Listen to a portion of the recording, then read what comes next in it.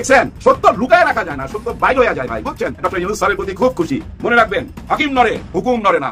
হুকুম কোনোদিনই নড়বে না। শুধু এইটুকু বলবো, নতুন একটা বাংলাদেশ আমরা পেতে যাচ্ছি, পাবোই, কেউ আটকাইতে পারবে না। যারা বাধা হয়ে দাঁড়াবে না ভাই, তারা উড়া যাবে ভাই, উড়া যাবে, বুয়ার মধ্যে লাথি মেরে খেদায় দিবে। আওয়ামী লীগ পুনর্বাসন করতে গিয়া বিএনপি আম সালা দুটেই যাইতেছে। হ্যাঁ, তারেক রহমান তো আমার কথা রাখলো না, ভুট্টো সাহেবের কথা রাখিছে, মোদির কথা রাখিছে। বিএনপির কপালে ক্ষমতার গোস্ত আর নাই, বিরোধী দলের ঝোল খেয়ে খুশি থাকা লাগবি। আর আমরা কমো গোস্ত তো পেলু না, লে ঝোল খা।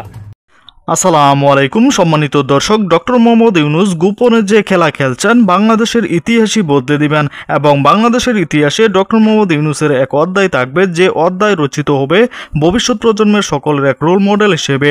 ডক্টর মোহাম্মদ ইউনূসই সংগঠিত করছে সকল রাজনীতিবিদরা এবং তাদেরকে সংগঠিত করে সুন্দর সুষ্ঠু এক অবাধ নিরপেক্ষ নির্বাচন দিচ্ছেন, যে নির্বাচনের মডেল হিসেবে থাকবে সকল দল এই নির্বাচনে। দর্শক, বিস্তারিত দেখতে পারবেন এই ভিডিওতে, তাই এক সেকেন্ডও না টেনে পুরো ভিডিওটি দেখবেন। চ্যানেলে নতুন হলে সাবস্ক্রাইব করে রাখবেন পরবর্তী আপডেট পাওয়ার জন্য। ভিডিওতে একটি লাইক করে দেখতে থাকুন সম্পূর্ণ ভিডিওটি। যাচ্ছে আমরা দেখতে পাচ্ছি বয়স্কদের হাতে, আমার মতো পাকা দাড়িওয়ালাদের হাতে, কিন্তু জওয়ানরা কোথায়? ওইটার অপেক্ষায় থাকেন। জওয়ানদের হাতেও খেলা আছে ভাই, বহু খেলা বাকি আছে। আসলে স্বাধীনতার মানে কি? স্বাধীনতার মানে কি জানেন? স্বাধীনতার মানে হলো অন্য দেশের নয়, নিজের দেশের নিজে গোলামি করা। আমার দেশের আমি গোলাম, এই হচ্ছে স্বাধীনতা। গত 54 বছর এইভাবেই দেখে আসতেছি। এটার পরিবর্তন তো হইতেই হবে, না হইলে তো ভাই সবকিছুই বৃথা। কিন্তু সবকিছু বৃথা হইতে পারে না ভাই, পারে না। সবাইকে প্রশ্নের মুখে ছুড়ে দিবে, সবাইকে চিন্তার মধ্যে ফেলে দিবে। হাই, আমরা এখন কি করুম? আমরা কি এদিকে যাবো দাঁড়িপাল্লার দিকে, নাকি ধানের শেষের দিকে, নাকি শাপলা কলির দিকে? এই চিন্তায় ফেলে দিবে খুব অল্প দিনের মধ্যে। আগে রায়টা ঘোষণা হইতে দেন। মনে রাখবেন, হাকিম নড়ে, হুকুম নড়ে না।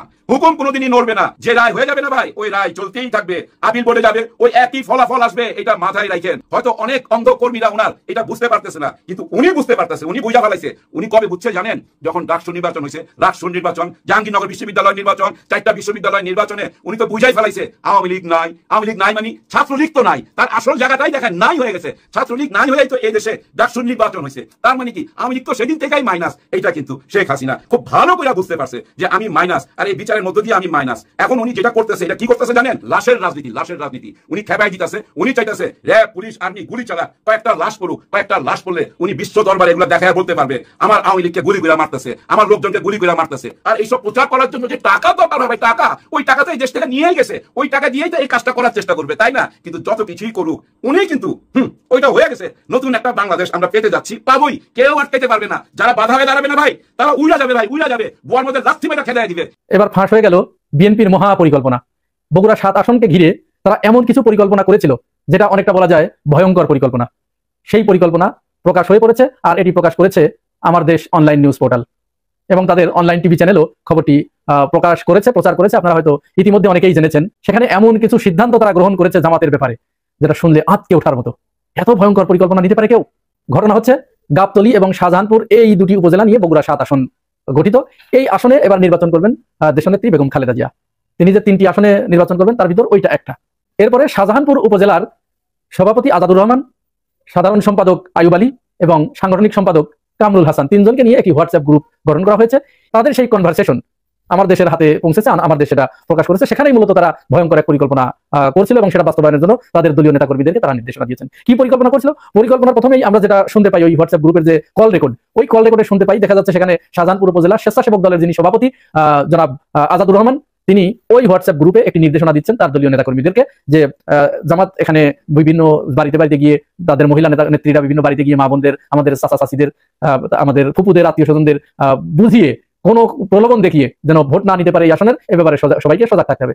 কিন্তু ভয়ঙ্কর কথা তারপরে, এর যে ভয়ঙ্কর বিষয় সেটি বেরিয়ে আসছে। এর সাংগঠনিক সম্পাদক যিনি কামরুল হাসান, কামরুল হাসানের একটা কল সেখানে পাওয়া গেছে। কামরুল হাসান তখন সভাপতিকে বলছে যে ভাই, আসলে এখানে তো ইউনিয়ন জামাতের যিনি রোকন, তার বাড়ি আমাদের গ্রামে, আবার এই ইউনিয়নের যিনি জামাতের আমির, তার বাড়িও আমাদের গ্রামে। সুতরাং এখানে তো ভাই ওইটা করা যাবে না, এইভাবে বন্ধ করা যাবে না। আর আমরা তো দেখেছি তারা বিভিন্ন জায়গায় যায়, মহিলারা বিভিন্ন বাড়িতে বাড়িতে যায়, সেখানে কিন্তু তারা আসলে তেমন আজে বাজে কিছু বলে না, বরং তারা সেখানে একটু দোয়া কালমা পড়ে, কোরআন হাদিস পড়ে, কিছু কোরআন হাদিসের কথা বলে, দরুদ শরীফ পড়ে, মিলাদ পাঠ করে, এরপরে হাত তুলে দোয়া করে মহিলাদের নিয়ে। তো এখানে এইটা বললে পরে আমরা কিভাবে এদেরকে নিষেধ করতে পারি বা তাদেরকে আমরা এটা থেকে বিরত রাখতে পারি? এটা তো খারাপ কিছু বলছে না। এর জবাবে ওই ইউনিয়ন স্বেচ্ছাসেবক দলের যিনি সাধারণ সম্পাদক জনাব আয়ুব আলী, তিনি এবার ভয়ঙ্কর একটি বক্তব্য দেন ওই হোয়াটসঅ্যাপ গ্রুপে, ওই দুজনকে উদ্দেশ্য করে এবং তাদের সমস্ত নেতাকর্মীদেরকে। তিনি বলেন যে না, জামাতের নেতাকর্মীরা এই আসনে যেখানে তারা দাঁড়িপাল্লায় ভোট চাবে, তাদেরকে দেখা মাত্র পেটানো হবে, পিটিয়ে তাদেরকে একেবারে তার ভাষায় আর কি তিনি যেরকম বলেন সেইভাবে ওই এলাকার ভাষায় তিনি বলেছেন। এক কথায় মূল কথা যে তারা প্রচারণা চালাতেই পারবে না, প্রচারণা চালাতে আসলে তাদেরকে দেখা মাত্র পিটানো হবে। কি ভয়ঙ্কর কথা আপনারা চিন্তা করতে পেরেছেন? এর আগে এই একই উপজেলায় অর্থাৎ শাহজাহানপুর উপজেলার আরিয়া ইউনিয়নের বিএনপির যিনি সভাপতি জনাব বাদশা আলম, তিনি একটি বক্তব্য দিয়েছিলেন একটি প্রচারণা সভায় গিয়ে। তিনি তার দলীয় নেতাকর্মীদেরকে নির্দেশ দিলেন যে আমরা চাই এই আসনে জামাত সব জায়গায় তারা প্রচারণা চালাক, কিন্তু এই বগুড়া 7 আসনে তারা কোনো ধরনের প্রচারণা চালাতে পারবে না। কারণ কি?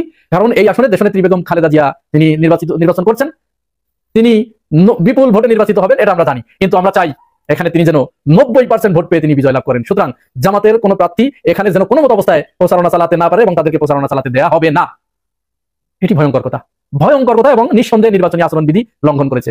আমরা ইলেকশন কমিশনের কাছে এই ব্যাপারে জামাতকে অনুরোধ করবো, একটা আবেদন জামাত ইলেকশন কমিশনে আগেই দিয়ে রাখতে পারে যে তারা সেখানে এই ধরনের বক্তব্য দিচ্ছে। আমি জানি না জামাত ইসলাম এই কাজগুলো করবে কিনা, জামাত ভাবছে হয়তো তাদের জনপ্রিয়তা অনেক বেড়ে গেছে, কিন্তু ভাই ক্ষমতা কিন্তু অন্য দিক দিয়ে চলে যাবে। কোন দিক দিয়ে ক্ষমতা চলে যাবে আপনারা বুঝতেই পারছেন। আপনারা হয়তো ভাবছেন যে ভোট ভোট ভোট, এই ভোটের মাধ্যমে হয়তো ক্ষমতা আসবে বা কেউ রাষ্ট্র পরিচালনার দায়িত্ব পাবে।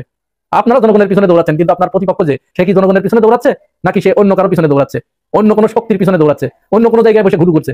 এটা কি আপনার খবর আছে? এই খোঁজ খবর কি রাখছেন আপনারা, নাকি নাকে তেল দিয়ে ঘুমাচ্ছেন? এইটুকু হচ্ছে জামাতের উদ্দেশ্যে বললাম। তো যাই হোক, এবার এরা ইসিতে একটা আবেদন কিন্তু দিয়ে রাখতে পারে যে সেখানে তারা আমাদের এরকম হ্যাম্পার করছে। এবার আসুন, এই বগুড়া 7 আসনকে কেন্দ্র করে কেন বিএনপি এরকম মরিয়া হয়ে উঠেছে? তাহলে কি এটাকে কি গণতন্ত্র? সম্মানিত দর্শক, সম্পূর্ণ ভিডিওটি দেখলেন, অবশ্যই বুঝতে পেরেছেন ভিডিওটি গুরুত্বপূর্ণ ছিল। দর্শক, এই ভিডিওতে যে তথ্যগুলো আপনারা পেয়েছেন এ বিষয়ে আপনাদের কি মতামত তা অবশ্যই কমেন্ট করে জানাবেন, এবং পরবর্তী আপডেট ভিডিওগুলো সবার আগে পেতে চ্যানেলটিকে এখনই সাবস্ক্রাইব করে রাখুন। এই মুহূর্তে বিদায় নিচ্ছি, দেখা হবে পরবর্তী কোনো ভিডিওতে। সে পর্যন্ত ভালো থাকুন, সুস্থ থাকুন। আসসালামু আলাইকুম।